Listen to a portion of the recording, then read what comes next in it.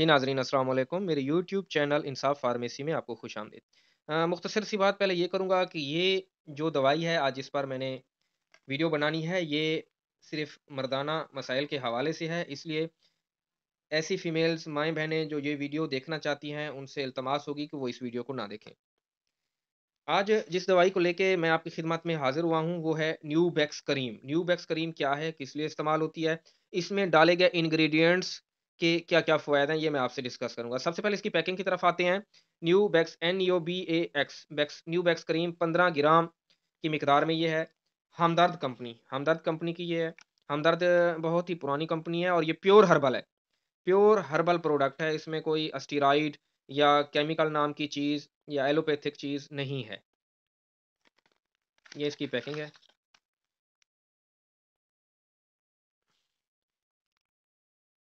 और इसको खोलने के लिए थोड़ा-सा यूँ करेंगे, ये इस कलर में है ये। अब आ जाते हैं इसके फ़वाइद की तरफ, ये किस लिए इस्तेमाल होती है, इसके क्या-क्या फ़वाइद हैं, वो थोड़ा-सा मैं आपसे डिस्कस करूँगा। ये मर्दाना मसाइल की दवाई है, इसका फ़ॉर्मूला मुकम्मल कुदरती है। ये क्रीम की शक्ल में मार्केट में दस्तयाब है और हमदर्द कंपनी की प्रोडक्ट है। इसमें 9 किस्म की देसी जड़ी-बूटियाँ या मुख्तलिफ जानदारों से हासिल की गए एक्सट्रैक्ट डाले गए हैं, जिनके इस्तेमाल से नफ्स के रगों के अंदर खून की गर्दिश बढ़ती है, जिससे इन रगों से मुंसलिक खून के पट्टे ताकत पकड़ते हैं। इसके अलावा और भी बहुत से इसके फ़वाइद हैं, जो मैं आपसे अभी डिस्कस करूँगा। इसके अंदर जो अज्ज़ा डाले गए हैं, टोटल 9 हैं। सबसे पहले जिस जुज़्व की तरफ मैं आऊँगा, वो है, इसमें मेंशन होगा अकरे-करहा, ये एनासाइक्लस पेरिथ्रम। ये 1500 मिलीग्राम की स्ट्रेंथ में है, टोटल 15 ग्राम, यानी टोटल जितनी क्रीम है उसमें 1500 मिलीग्राम अकरे-करहा डाला गया है। अकरे-करहा क्या चीज़ है? ये हिमालय के इलाकों में बाकसरत मिलती है। वैसे तो इसके बेशुमार फ़वाइद हैं, मगर हम फ़िलहाल न्यूबैक्स करीम यानी मर्दाना मसाइल के हवाले से इसके फ़वाइद पर ही बहस करेंगे। ये सेक्स यानी मिलाप की ख़्वाहिश में ज़बरदस्त इज़ाफ़ा करती है। इसके अलावा मर्दाना क़ुव्वत को टेस्टोस्टेरॉन हार्मोन को बैलेंस करते हुए ज़बरदस्त हद तक बढ़ाती है। या हम यूँ भी कह सकते हैं कि ये टेस्टोस्टेरॉन हार्मोन को बढ़ाकर मर्दाना ताकत और टाइमिंग में ज़बरदस्त इज़ाफ़े का बायस बनती है। टेस्टोस्टेरॉन हार्मोन जैसे ही मुतहर्रिक होता है या अकरे-करहा की वजह से इसमें इज़ाफ़ा होता है, वैसे ही ये मुतल्लका खून की नालियों में यानी जेनिटल एरिया जो मर्दाना उज़्व तनासिल हो गया या सेक्सुअल जो रिप्रोडक्टिव एरियाज़ हो गए, उनके आस-पास मौजूद खून की नालियों के में खून की गर्दिश को बढ़ाता है ये अकरे-करहा, जिससे नफ्स में सख्ती आती है और इसके अलावा टेस्टोस्टेरॉन हार्मोन के लेवल में इज़ाफ़े की वजह से जरासीमों यानी स्पर्म्स की मिकदार भी बढ़ती है। अब इसका दूसरा इंग्रीडिएंट आ गया कैस्टोरियम, जिसको आम ज़बान में जुंत बेदस्तर कहते हैं। ये 133.200 मिलीग्राम 133.200 मिलीग्राम की स्ट्रेंथ में इसके अंदर डाला गया है। ये स्ट्रेंथ आ गई आपके अंदर सेकंड नंबर पर। ये असल में इसको हम यूँ भी कह सकते हैं कि ये चूहे यानी रोडेंट्स जो कुतर कर खाने वाले जानदार हैं, उनके उज़्व तनासिल या उनके रिप्रोडक्टिव एरियाज़ के नज़दीक पाया जाने वाला पीले रंग का मादा है, जिसको आम तौर पर तस्वुर किया जाता है कि ये उनके टेस्टिस होते हैं। मगर सबसे अहम बात ये है कि ये नर व मादा दोनों में मौजूद होता है और एक थैली में पैक होता है। तो अब इस हिसाब से अगर काउंट करें तो नर और मादा में ये 2-2 थैलियाँ होती हैं। इसकी ख़ास किस्म की बू होती है, जिसे छोड़कर वो अपने इलाके की हदबंदी करते हैं। आम तौर पर ख़्याल ये किया जाता है कि इसकी बू वनीला की तरह होती है। मर्दों में ये सेक्स की ख़्वाहिश ज़बरदस्त हद तक बढ़ाता है। इसके अलावा मिलाप के लिए तबीयत में हिजान पैदा करता है। यानी कि मैटिंग या सेक्स की ख़्वाहिश में ज़बरदस्त इज़ाफ़ा करता है और ख़्वाहिश बढ़ाता है। अब तीसरे नंबर पर आ जाती है बेर बूटी, जिसको मैं थोड़ा-सा आपको इधर भी दिखा दूँ। ट्रोम्बिडियम 83.250 मिलीग्राम बेर बहुटी। ये क्या चीज़ है? ये एक छोटा-सा मखमली सा नन्हा सा कीड़ा होता है। ये माहौल दोस्त कीड़ा है। इसका रंग बिल्कुल शोख सुर्ख होता है। ये मिट्टी में मौजूद नुकसानदेह कीड़ों को खाता है। इंतहाई सुर्ख रंग का होता है। ये ज़्यादातर बरसात के मौसम में और ख़ास तौर पर सावन के महीने में पैदा होता है या ज़मीन से निकलता है।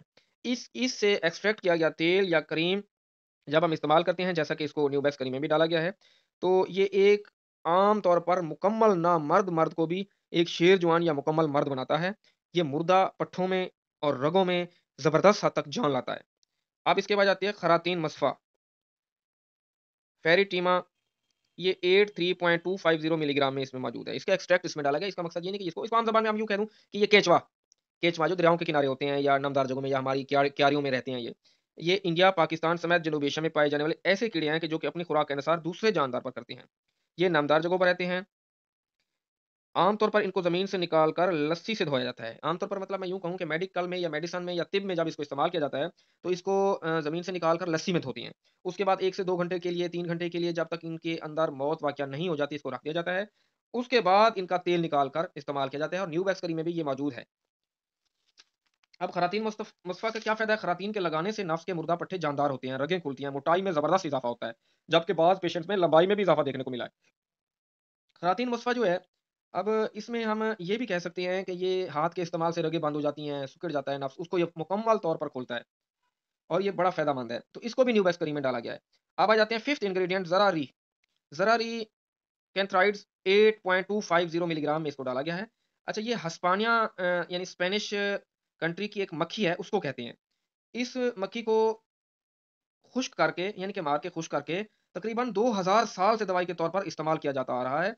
इससे एक हासिल किए गए एक्सट्रैक्ट, निचोड़ या तेल को इस करीम में डाला गया है। अब इसका फ़ायदा क्या है? इससे उज़्व ख़ास पर आंवले नमूदार होते हैं, वार्ट्स। ये आंवले दरअसल बंद रगों में जमे गंदे पीपनुमा मादे को बाहर निकालने का बायस बनते हैं। हाथ के इस्तेमाल से नफ्स के ज़्यादा इस्तेमाल हम-बिस्तरी के दौरान इसकी रगें बंद होती हैं जिसकी वज़ह से गंद, पीप, रेशा हल्का-सा जम जाता है। तो ये जो है ज़रारी इंग्रीडिएंट उधर जो है ना हल्के-हल्के आंवले पैदा करता है। तो उन आंवलों को मकसद ये है कि सारा गंद पीप उधर इकट्ठी होके निकल जाए और नई रगें, नए पट्ठे वजूद में आएँ और जान आए। इसके इस्तेमाल की वजह से नफ्स कुछ अरसे बाद बिल्कुल जवान हो जाता है।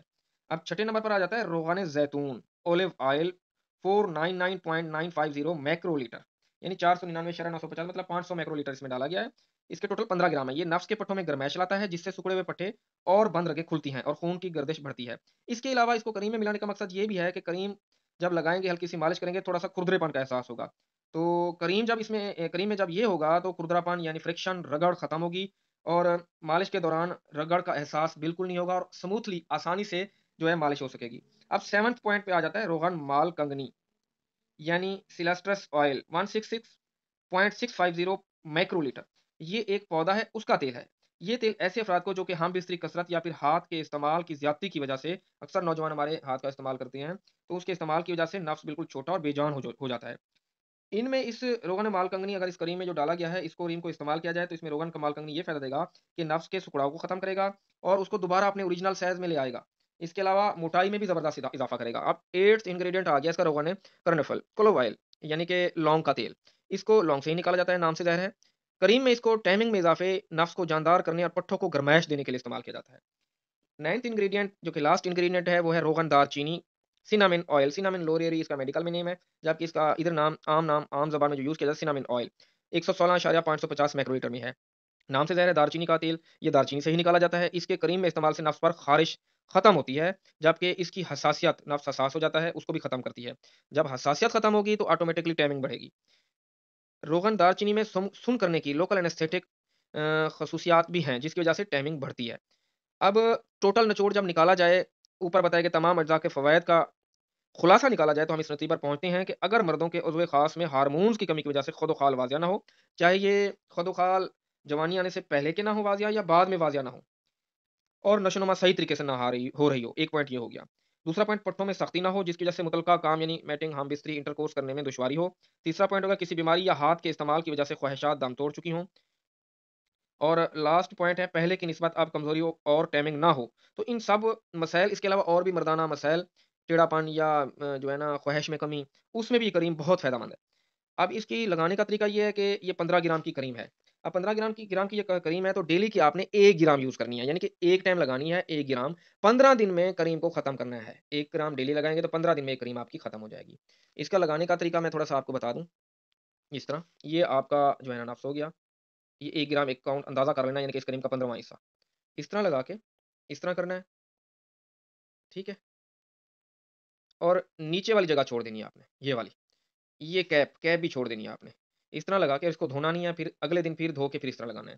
तो ये इसका तरीका है। एक अहम बात, ऐज़ ए मेडिकल पर्सन आपको बताऊँ, अगर ये क्रीम इधर लग जाएगी तो इधर से जो है ना रोग़न माल-कंगनी का थोड़ा साइड इफ़ेक्ट है कि ये नफ़्स के अंदर तक जो है इसका असर जाएगा। जैसे अंदर तक जाएगा आपको यूटीआई हो जाएगा, यूरिनरी ट्रैक्ट इन्फेक्शन, गुर्दों तक जो है ना इन्फेक्शन हो जाएगी, पीप आ जाएगी। वो ज़्यादा नुकसानदेह तो नहीं है लेकिन आपके कुछ अरसे के लिए फिर आपको एंटीबायोटिक्स यूज़ करना होंगी। तो कैप पर नहीं लगाना और नीचे नहीं लगाना इसको। तो ये था इसके फ़वायद। बाकी ये है कि जब हम इस्त्री करें तो कोशिश करें कि अगर ये लगाई हुई हो तो इसको थोड़ा गर्म पानी से धो लें, ना उसको साफ़ कर लें। मेडिकल पर्सन होने की वजह से, क्योंकि मेडिकल में शर्म या जो है वो क्या कहते हैं कि परेशानी मेडिसिन को सेक्स के हवाले से मद्देनज़र रख के बिल्कुल नहीं होती।